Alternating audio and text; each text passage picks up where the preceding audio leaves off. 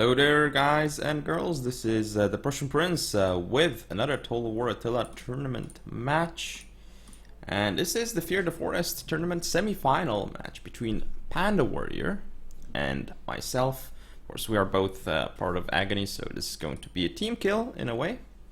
And we are playing on Thessalonica, and it's a mirror matchup. Hunts versus Hunts. Should be an interesting one, and again, since this is the Fear the Forest tournament, we have to bring, each of us has to bring at least 2 guerrilla units. That is one of the rules of the tournament. So, definitely interesting, but I'm bringing Germanic, no, not Germanic, but rather 2 Hunnic ambushers over here. By the way, it's a best of 3, as this is the semi-final. Then my general unit is, well, let's put it on slow motion first, or in slow motion rather. Step Chieftain, Brace, then I have up front a bunch of Ur warriors, so in total I believe 6 Ur warriors, and in the center a chosen Ur warrior unit. Then for the rest of my contingent, you see I have 3 step bows on my left flank. In the center I have 6 step cataphracts, just some decent shock cav units. 3 of those are bronze 1, of course, and that's basically it. Again, my two guerrilla units are the Hunnic ambushers. They're all right. Now for Panda Warrior, he has, let's see, Step Chieftain General with fast charge. Probably a better idea with fast charge than Brace, because you kind of want to use your general more against infantry, so popping fast charge and then wrecking infantry is probably better, I suppose. Not 100% sure. Anyway, he also has a bunch of step cataphracts, 6 of those, so we have a very similar cav contingent. Mine is a bit superior because 3 of mine are bronze 1 though. Then the rest of Panda's contingent, he also has 3 step bows and 6 warriors. Though he does have 2 more infantry units, which I don't have. It's the Step Spearman and this Hunnic dismounted warband. Very interesting choice by Panda to bring that unit. And then his 2 guerrilla units, well, where are they? Because I can't really notice them. Okay, so he has 2 Unigarde. One of them is over here, and I guess the other one is somewhere over here. There it is, so... yeah, but Hunnic ambushers are not as good as Unigarde. Perhaps I should have brought Unigarde myself, but oh well, that's a bit too late for that now, I suppose. But so yeah, looks like we're just gonna be trying to annoy each other in this game. I've got my units in position over here. I'm gonna go for a bit of a rush, though I'm running really quickly, and I definitely shouldn't be doing this. I should be walking more, because my units are gonna tire out very quickly, as you can see. So now I'm just gonna walk them forward. As you can see right now, I'm not running them anymore, because if I were to run in that forest like this, I would have just lost because of being super exhausted, because that affects speed, it affects the morale of the units and their combat efficiency. Though now I'm actually going to run in and hopefully catch him out of position, so to speak. So he's going to use his Unigarde on this flank to try and shoot my Ur warriors or my step cataphracts, and he's doing a fair bit of damage actually to this step cataphract. I'm not using my Hunnic ambushers properly here. I'm not moving up my general. Now I am, but yeah, not the best, I guess. So here I'm actually gonna get a charge. He's pulling his Unigarde behind his Step Spearman. This is going to allow me to get a nice charge onto the Step Spearman, and I'm not really using these guys well here, but here's the important moment. I get some nice charges off into his Ur warriors, right? So because I did that, it should go fairly well for me if I can get my Ur warriors in. But he does the same thing over here. He gets step cataphracts into my Urs, so that's not a good trade for me. Here, basically a similar story, but I'm gonna try and get Hunnic ambushers through here. But he's basically mopped up my right flank, which is no good for me at all. But here I'm gonna go for a charge into his Ur warriors, and again the impact damage is very important here. As you can see, the Ur warriors just got destroyed by the charge of my Hunnic ambushers. I'm kind of losing my left flank, but with this Ur warrior charging in, it's not going to be so bad for me. I'm breaking through here with step bows. I've got another step cataphract, but here's the problem for me. I'm engaging this step chieftain over here, which could be the end of me. And now my War Warrior over here is getting rear charged by Unigarde. It's gonna take some damage. Wow, lots of damage actually. So I'm gonna rear charge this Unigarde with a step cataphract. Not actually getting too many kills, but my general is going to die soon. My Hunnic ambushers here are getting targeted down. I've got these two ores winning the center, but he's also got another ore here. He's got one more ore here. I'm losing my right flank, though this engagement over here is not going too terribly for me. Could have been going better, but yeah, I'm not winning. I'm not doing too great here and here, I guess. But over here, I'm doing quite well, I think. Yeah, because it's up against these depleted units. The thing is, though, my general is basically gonna die right now, which means my right flank is going to crumble, mostly because of the morale. So these units are not gonna be in a great spot for me. I've still got the chosen ores, by the way, which are doing an insane job duking it out over here, but I'm pulling my step cataphracts out perhaps a bit too much, and now my right flank is going to get destroyed because I think he's still following my general. My general still isn't dead yet. Actually, he is just now. So at this point, the game is basically in his favor because my units are now just chain routing all over the place. I've got my step cataphracts here. Yes, they're gonna kill his step cataphracts, but at this point, I just don't have enough units remaining. So let's just zoom in and enjoy the game. So it was up in the air until I lost my general, I guess. If I hadn't lost my general, this game may have been won, but still would have been difficult to actually win it as well. Because it was fairly close until my general died anyway. I don't think one could say that it was in anyone's favor.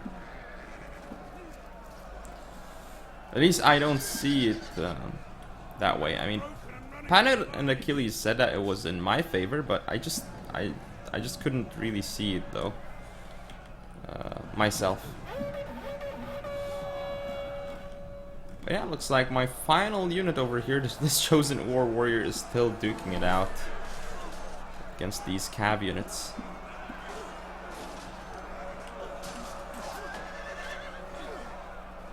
Look at him fighting. Ooh.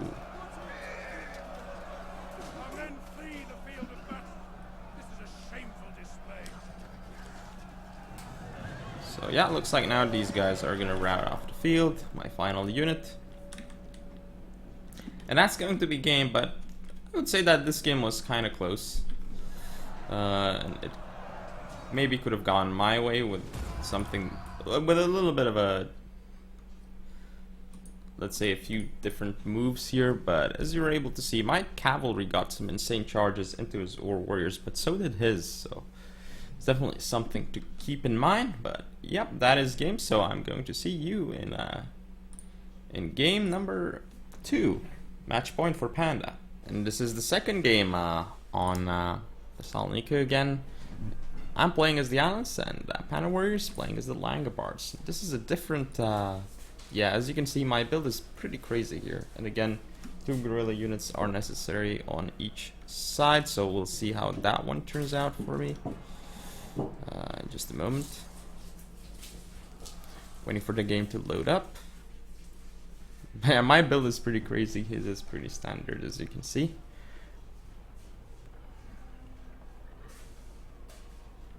The game is taking quite some time to load up, though.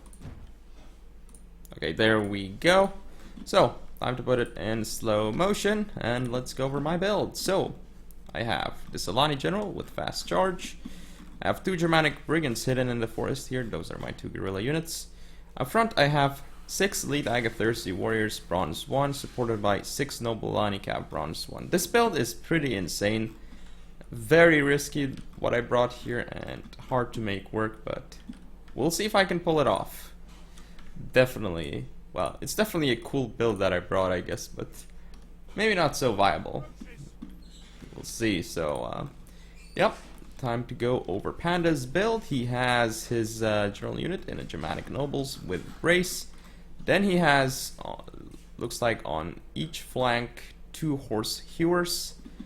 He does have a bunch of noble Germanic horsemen as well, though. 3 on each flank. They're all vanilla. Very, very strong cavalry units, of course. And then he has, let's see, four archers. Seems like one is a Germanic bow and the other 3 are Germanic archers. And he has his core contingent of, seems to be 5 Godansmen. That's the composition. For Panda Warrior, let's hit fast forward a little bit. And my Germanic Brigands are all the way over there. Finally, I decided to move them, though. I was hoping he'd kind of go my way over here so I could attack downhill like this, but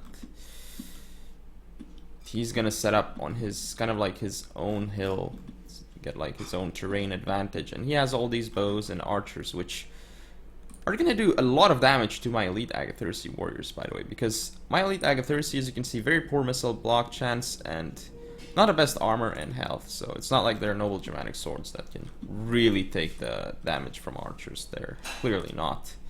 So at this point I'm like, alright, it's going to be very difficult for me to win this, but I have the cavalry advantage because I have noble Lani Cav, 6 of them. Noble Lani Cav just stomp all over the noble Germanic horsemen. It's 6 against 6, and my noble Lani Cav are also bronze 1. So, I mean, it's not a contest in terms of the cavalry engagement.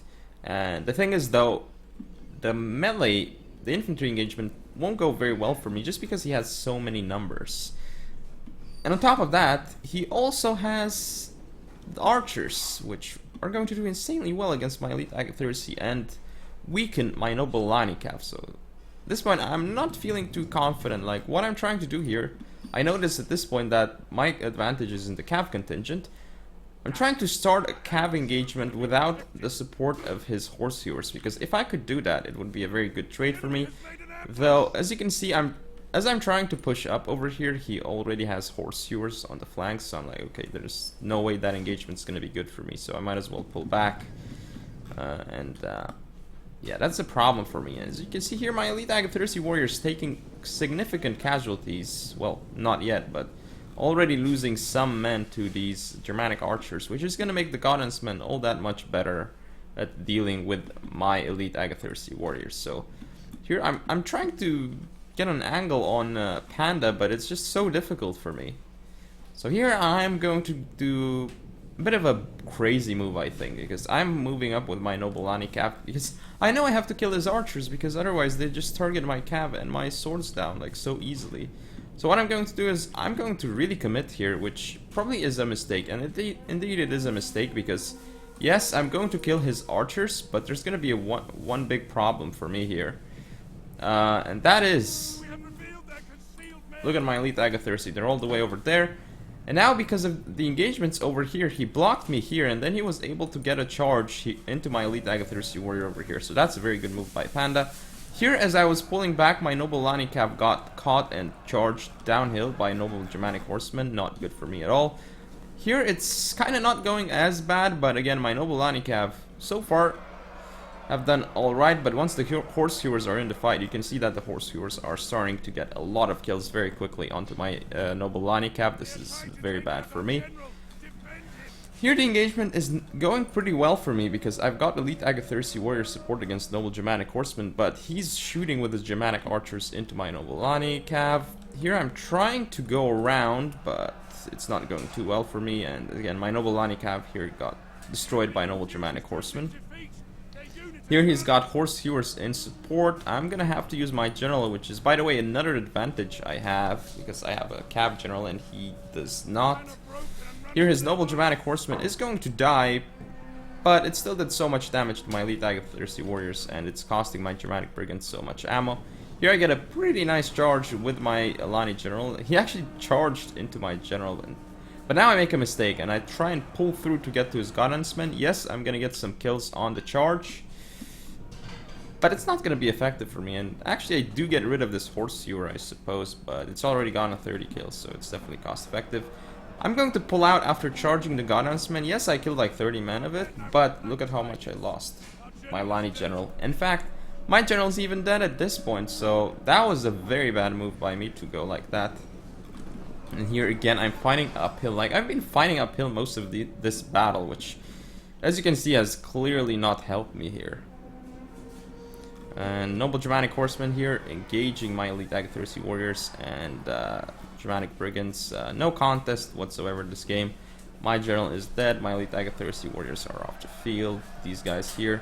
But my Godensmen, I mean my Elite Agatharsi Warriors here are going to crush through these Godensmen. My general is trying to stop all these units over here, but it's not going to be able to, and I'm not winning on any flank basically. Yes, I have these 2 cav units remaining, but what am I going to actually do with them? So I'm trying to engage one of my Nobilani cav with this Noble Germanic Horseman and send this one around maybe for like a rear charge on something, but it's just at this point it's just not going to matter. So yeah, let's zoom in on this last Elite Agatharsi Warrior. And watch as the engagement here is about to be over. Yes, these guys doing some damage. They've done a lot of damage considering what they've actually gone through, so good on them. Nobilani Cav here though, getting destroyed. It's gotten a significant amount of kills though. Though against Horsehewers it's not that big of a deal as they're just extremely cheap. My final unit of Elite Agatharsi Warriors here is going to die with 7 men left and not routing. That's pretty insane. Finally it's off the field, and that was my last unit. Now let's take a look at the statistics. Alani General getting some kills, but it was not effective the way I used it. My Elite Agatharsi, 2 of them did really bad because they got charged by his Noble Germanic Horsemen, I think. Germanic Brigands did alright considering they killed cavalry, so I guess they paid for themselves. Then Nobilani Cav, some did fine, but some did terribly. Especially on my right flank, they did very, very badly. And on my left, that one unit that charged into archers and just got destroyed by Noble Germanic Horsemen with Horsehewer support. A lot of overextensions by me that game. So yeah, it looks like let's look at the Langobards. Lots of kills on the Horsehewers and decent amount on the Godensmen. Noble Germanics doing surprisingly well because they were fighting downhill. Again, I was fighting mostly uphill in this battle, so that was not good for me. But yeah, that is the game, so hope you guys enjoyed. If you want to see more, don't forget to comment or subscribe, follow me on Facebook, Twitter, and Google+, share the video, and I'll see you next time.